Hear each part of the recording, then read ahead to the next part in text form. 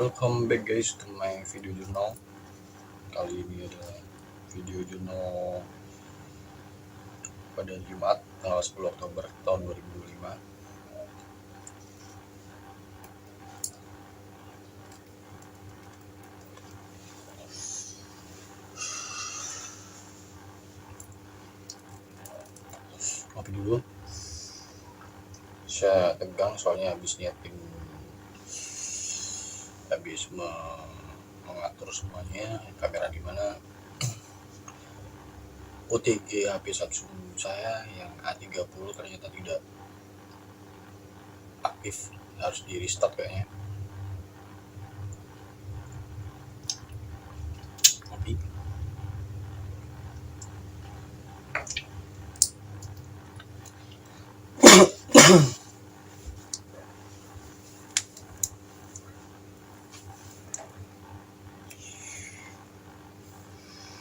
Kita dengerin musik dulu ya, nanti kena copyright gak ya? Takutnya kena copyright guys. Jadi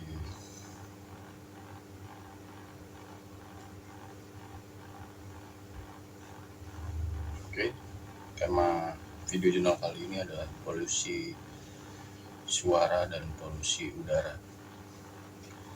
Lagu yang kayaknya cocok itu diputar-putar kali ini adalah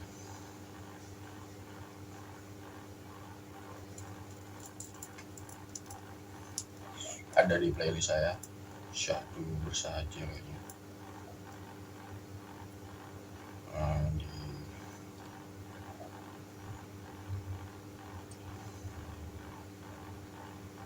Hilang kayaknya.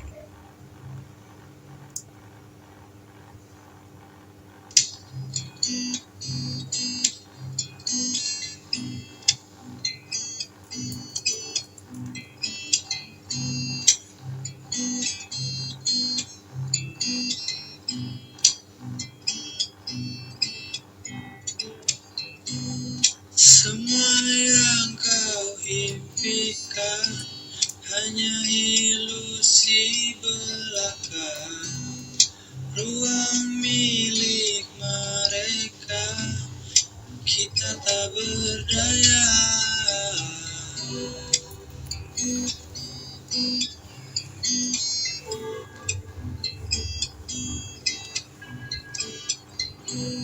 Hapus mimpimu saja, harapan kan sia-sia. Tanpa benar kau buka mata selebar-lebarnya, setiap langkahmu diatur mereka. Buah pikirmu tereksploitasi, bahkan nafas nanti bisa kau beli, serupa produksi yang tak ada seperti. Buka isi kepala, polusi udara dan suara.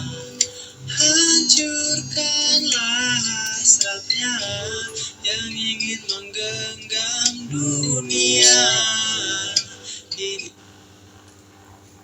Jadi guys,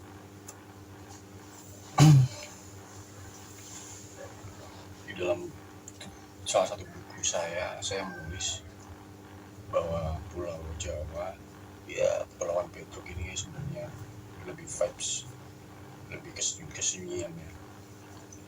Saya kemarin itu bertemu di warung kopi, ketemu dengan Warkop Daniel, dengan warkop di Warkop Bandung, ketemu dengan Mas Kodani, dia orang Wonogiri. Jadi di jalanan pun juga saya mengalami banyak sekali anxiety. Saya dulu itu orangnya cuek banget gitu kan, selalu pakai headset kemana-mana. Kalau orang mau melakukan polusi suara ya di kampus, mungkin dulu kan lama di kampus jadi memang agak sunyi ya. Jadi ketika keluar dari kampus itu sepertinya saya mengalami neraka suara pun dalam buku Aku dengan Skizofrenia. Jadi kebisingan itu saya rasa salah satu penyebab utama dari kesehatan mental, depresi, karena kita akhirnya sulit untuk menemukan kesunyian jiwa ya. Kita terlalu sibuk mengejar ekspektasi orang lain, ekspektasi negara, ekspektasi keluarga, ekspektasi orang di luar kita. Kita jadi jarang untuk berelasi dengan diri kita sendiri. Pun saya juga dulu ketika aktif mencari uang, setiap pulang dari kerja, pulang ke rumah gitu, saya selalu mencari hal-hal yang membahagiakan, dan salah satunya adalah gaming gitu kan. Ternyata di gaming itu memang sih kita akan bahagia, tapi lama-lama itu merasakan kehampaan. Jadi ya mungkin akhirnya ditinggal juga dengan teman-teman circle gaming karena mereka juga pada menikah, anjir. Jadi cemas lagi karena tidak ada circle. Akhirnya saya mungkin diarahkan oleh semesta itu untuk bahwa kamu harus sering-sering refleksi diri, kamu harus sering-sering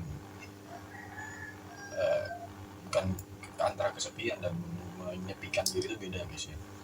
Jadi kita harus sering-sering berrelasi dengan diri kita sendiri, di dalam diri kita sendiri, daripada ya harus seimbang di luar juga, di dalam diri malah lebih sering kontemplasi, refleksi. Kalau dalam bahasa Rumi itu sebagai saya salah seorang muridnya, mungkin itu anjuran dia untuk selalu bermuhasabah dari hari ke hari, karena membuat buku saya rasa itu udah cukup. Saya rasa pesan paling esensial sudah saya tuangkan dalam buku-buku saya. Jadi saatnya saya membuat video jurnal, sesuatu hal yang lebih mudah untuk diterima, dimengerti. Karena kalau membaca buku kan memang energinya agak lebih banyak ya, dan keseringan kalau teman-teman yang tidak terbiasa membaca buku akan kecapean gitu lah, apalagi ketika mereka bekerja. Ya meskipun ada fitur audiobook sekarang kan. Akhirnya saya berefleksi, yang semula menulis diary, kemudian akhirnya memutuskan untuk membuat video jurnal untuk kesehatan mental saya sendiri gitu. Dan terutama yang ingin saya inspirasikan kepada teman-teman adalah bahwa ya aspirasikan juga bahwa Kepulauan Nusantara itu sebenarnya lebih berfrekuensi kesunyian. Jadi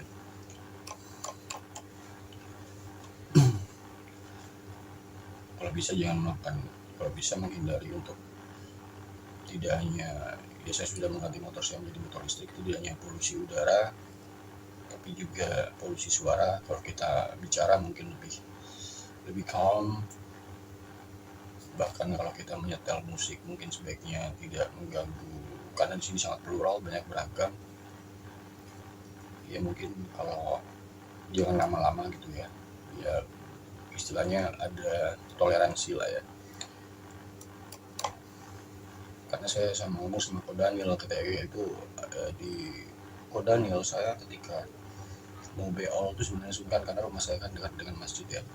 Jadi ketika beol kemudian di masjid itu suara soundnya itu memutar Al-Quran gitu kan, waduh mampus gitu. Akhirnya saya ke toilet tuh selalu memakai headset gitu kan, supaya nggak kedengaran suara sound speaker masjid yang melantunkan ayat suci Al-Quran itu.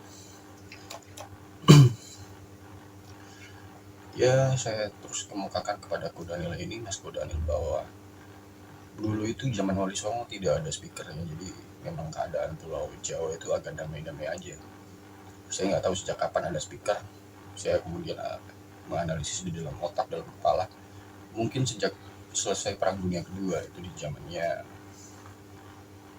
itu seperti pencucian otak ya, dengan lewat suara, dengan speaker itu sebenarnya ada pencucian otak. Itu seperti saya membaca kisah Jerman dulu di zaman Nazi, mereka menggunakan sirine untuk menertibkan Holocaust, korban-korban Holocaust. Jadi mereka dikonsentrasikan di tempat-tempat gitu, kemudian ada sirinenya. Jadi itu sepertinya itu ditiru oleh banyak orang, banyak pemimpin ya, yang ingin mencuci otak manusia ini gitu.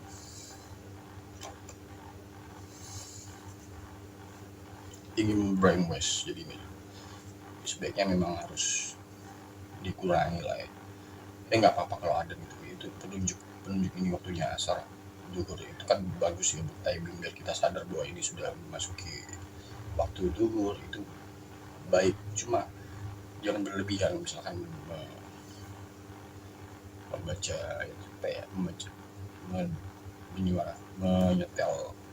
menyetel ayat suci Al-Quran, padahal warga di sekitar circle masjid itu sedang melakukan aktivitas yang beragam. Mungkin ada yang sedang beol. Jadinya untuk menjaga diri sendiri, akhirnya saya menggunakan headset ya, karena tidak ingin terpengaruh oleh polusi suara itu. Dan yang lainnya adalah suara motor. Ini fenomena yang motor-motor yang berknalpot aneh ini, yang memekakkan telinga, sebenarnya kan ya memang suara-suara ini, kenapa saya menghalusinasi, mengalami neraka suara, mungkin saya diingatkan oleh leluhur bahwa pekalah gitu, kamu pekalah. Dari suara ini bisa tidak hanya membrainwash, bahkan bisa mengacaukan jiwa-jiwa manusia di sekitarnya, bahkan meneror ya. Gimana dulu itu dalam terlihat dari baca-baca artikel berita, dulu itu metode dari kepolisian biasanya menggunakan motor-motor yang seperti itu untuk meneror para demonstran gitu kan, agar mereka ketakutan gitu kan. Sepertinya metode itu digunakan untuk mengacaukan, sebenarnya untuk menakuti para demonstran, dan itu sekarang digunakan untuk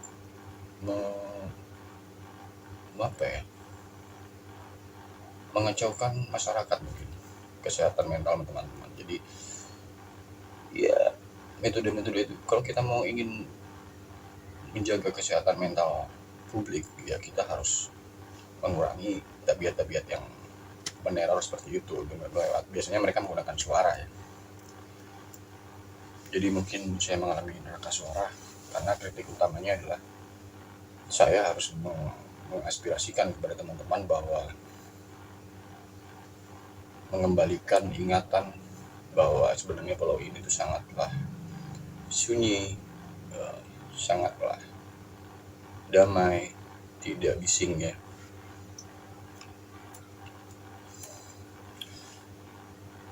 Dulunya. Jadi karena ketika masuk pengkaderan, ketika ke kampus, biasanya pengkaderan itu melakukan bentakan gitu kan. Ya tadi pagi bahwa sebenarnya kekerasan verbal itu bisa menyebabkan trauma, apalagi traumanya dulu KDRT pernah dibentak sama bapaknya atau sama ibunya gitu kan.